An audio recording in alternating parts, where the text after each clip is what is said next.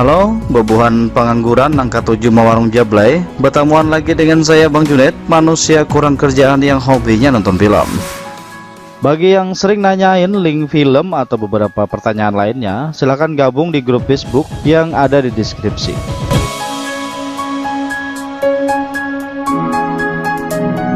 The Gangster, The Cab, The Devil adalah film yang menceritakan tentang bergabungnya gangster dan polisi untuk menangkap seorang pembunuh berantai. Film ini dibintangi Ma Dong-seok bersama Kim Moo-yeol, disutradarai oleh Won Tae-lee yang dirilis pada tahun 2019. Berawal di sebuah mobil, terlihat orang misterius bernama Kang Kyung menabrak mobil seorang pria pemabuk. Orang itu keluar dan memotret mobil Kang Kyung.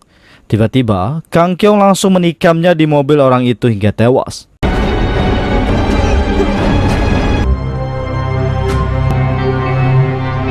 Esok harinya, jalan raya terlihat macet. Polisi bernama Tae-suk bersama rekannya mendengar berita tentang pembunuhan tersebut. Karena kesal, Tae-suk mematikan radio dan sirena polisi. Di depan kasino, ia melihat beberapa penjaga. Tae-suk pergi dan memasuki kasino tersebut untuk menangkap orang di kasino itu. 형님, 길도 막히고 깡패 가시오도 뭘로 먹어? 개인가 그 참.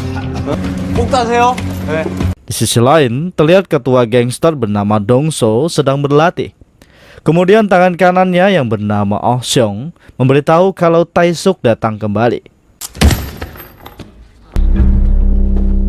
Setelah bersiap menuju mobil, Dong-so menghubungi Ho Bong, atasan dari Tae-suk.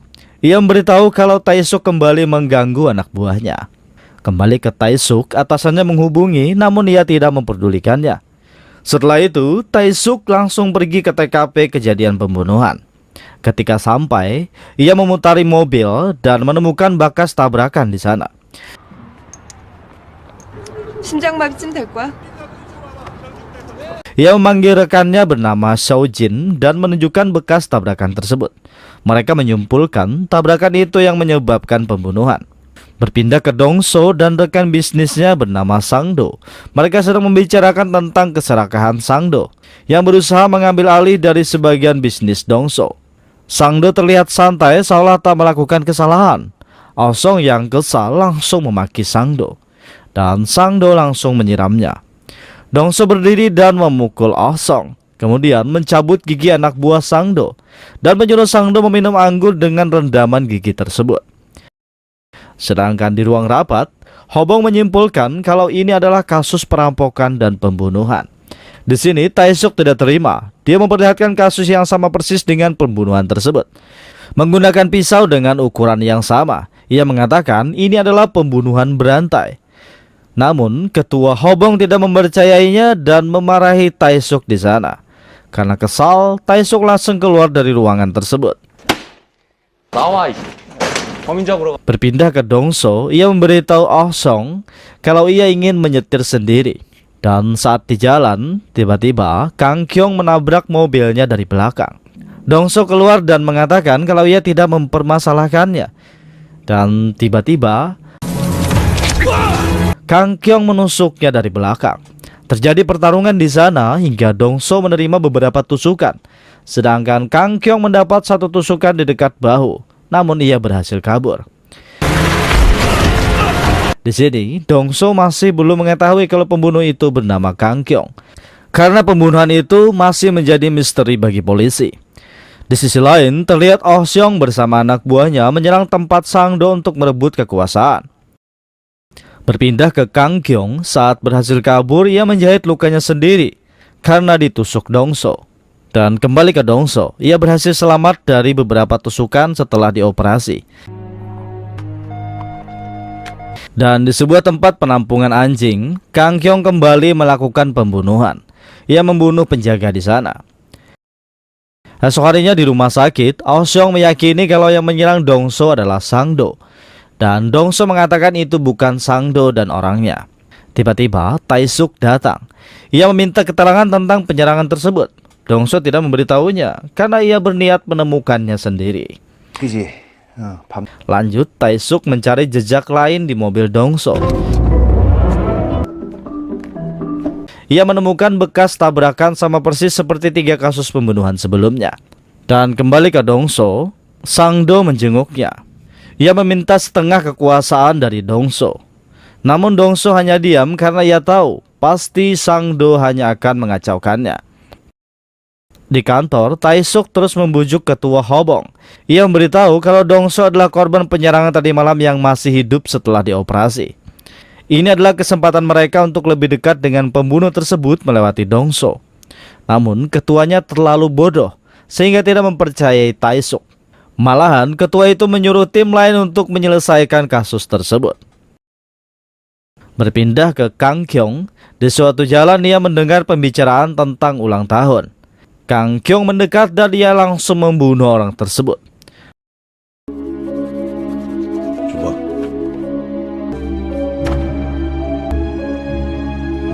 Sedangkan Dongso, ia sudah mendapat sketsa gambar Kang Kyung. Berpindah kembali ke Kang Kyung. Setelah melakukan pembunuhan, ia membawa mobil truk. Namun tanpa sengaja pisaunya terjatuh di jalan.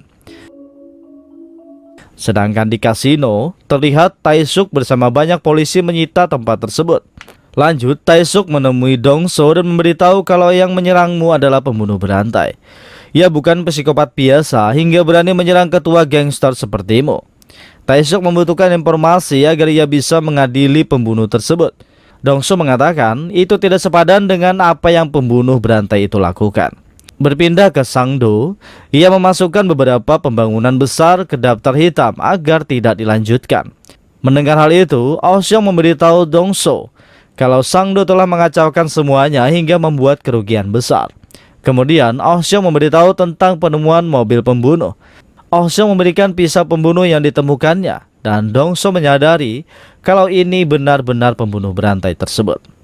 Dongso langsung menghubungi Tae-suk dan memberitahu tentang informasi yang dia dapat. Saat di rumah, Dongso mengatakan ia akan membunuh pelaku jika menemukannya. Ia memberikan kunci mobil pelaku ke Tae-suk untuk mencari jejak. Di sana mereka bersepakat untuk bergabung. Namun jika Tae-suk menemukannya, ia hanya akan menangkapnya. Tapi jika Dongso yang menemukannya, ia berhak membunuhnya. Lanjut, Dongso memberikan sketsa wajah pelaku dan Tae-suk menyetujuinya.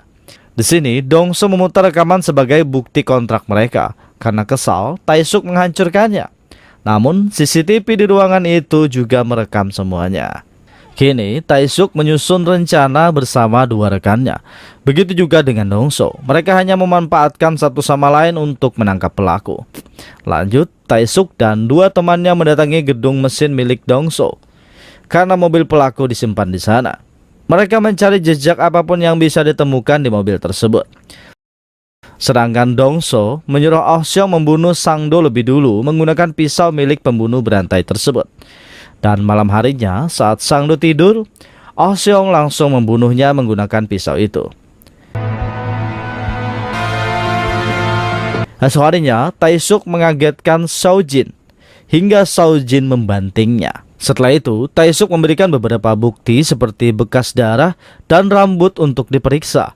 Berpindah ke pembunuhan Sang-do, terlihat Seo-jin menemukan pisau pembunuh yang ditinggalkan dengan sengaja. Di kantor polisi, pemimpin Jo marah besar karena mereka tidak bisa menyelesaikan satu kasus pun dari deretan pembunuhan yang telah terjadi. Kemudian, ponsel Tae-suk berbunyi. Seo-jin memberitahu tentang pembunuhan Sang-do dan DNA pembunuhan lainnya terdapat di pisau yang sama setelah diperiksa. Tae-suk langsung menghampiri rumah Dongso dan memukulnya beberapa kali. Namun Dongso melawan balik dengan santai. Dongso mengakui memang benar kalau ialah yang telah membunuh Sang-do. Namun pencarian pelaku tersebut tetap berjalan hingga ia tertangkap. Sedangkan di berita telah menetapkan kalau itu sudah jelas pembunuhan berantai. Tiba-tiba datang tim baru dari kota lain untuk mengambil alih tugas penyelidikan. Kang Kyung melihat berita itu bersama keluarganya. Ia mengatakan kalau pembunuhan terakhir bukan dia. Berpindah ke Dongso, ia mengunjungi tempat peristirahatan Sang-do. Saat sedang makan, ia sekilas melihat Kang Kyung di sana. Saat lengah, Kang Kyung langsung menghilang. Dan kemudian ponselnya berbunyi dan Tae-suk menyuruhnya ke tempat mobil pelaku disembunyikan. Kemudian terlihat Kang Kyong yang memberikan surat ke anak buah Sang Do yang bertuliskan kalau seseorang menggunakan pisaunya untuk membunuh Sang Do. Sedangkan di malam harinya, Kang Kyong kembali beraksi melakukan pembunuhan baru. Berpindah ke Tae-suk dan Dong-so, saat memeriksa mobil pelaku, tiba-tiba tangan kanan Sang Do bersama anak buahnya menyerang mereka. Pertarungan terjadi, namun mereka dengan mudah mengalahkan semuanya.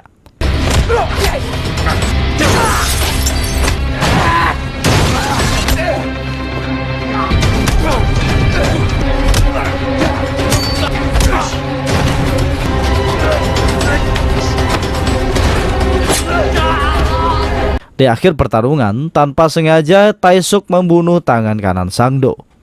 Di sana, Dong-so menyuruh Tae-suk pergi karena ia yang akan membereskan semuanya. Kembali ke Kang Kyong, ia pergi membawa mobil orang yang telah dibunuhnya agar kasus itu disebut perampokan.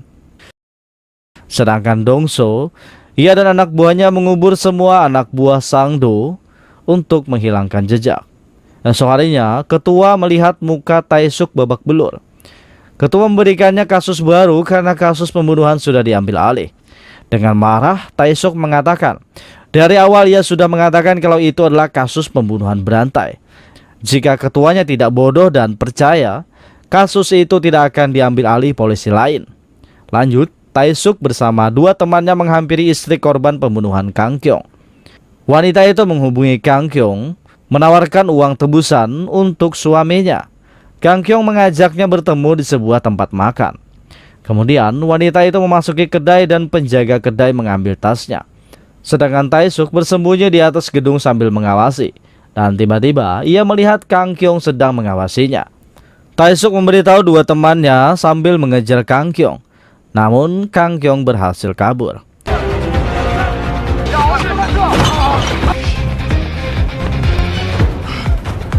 Tae-suk bertanya kepada pemilik kedai makan.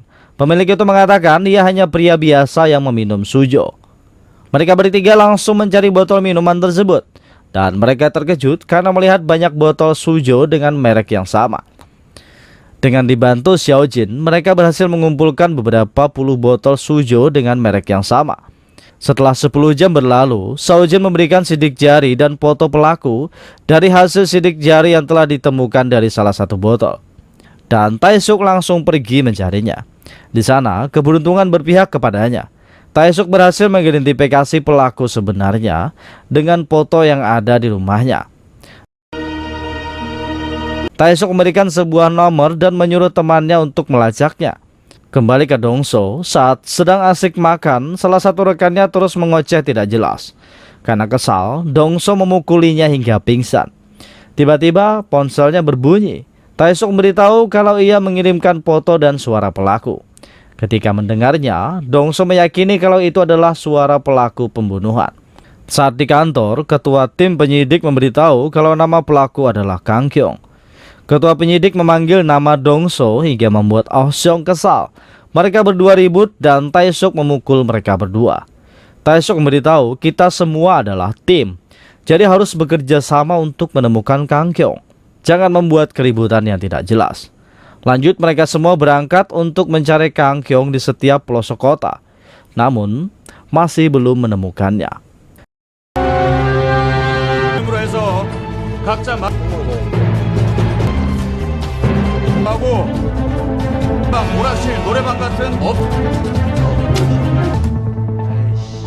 Berpindah ke Dong-so, saat di jalan ia melihat anak sekolah yang basah karena hujan.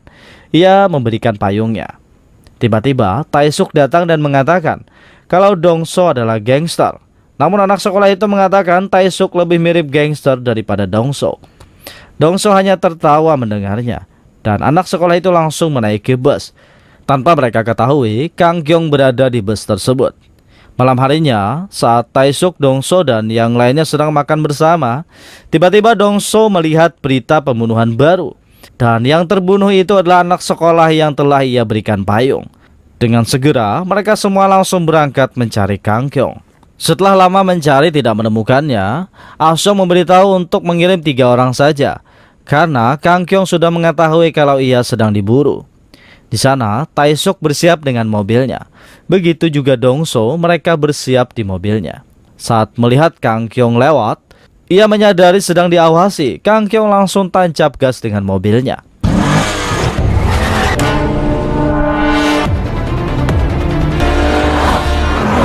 Dongso sempat menabraknya, namun ia terus kabur hingga mobilnya terkepung.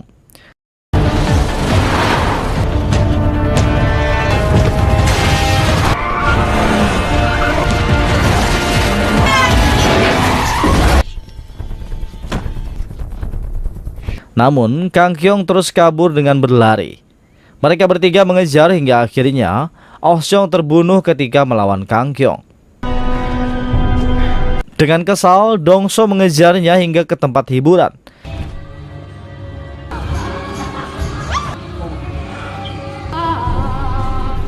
Di sana, Dongso berhasil mendobrak pintu hingga menghajar Kang Kyung sampai sekarat. Taesuk menghubunginya dan bertanya, "Di mana kau?" Dongso beritahu ia telah menangkap Kang Kyung dan langsung mematikan ponselnya karena ia ingin menyiksa Kang Kyung.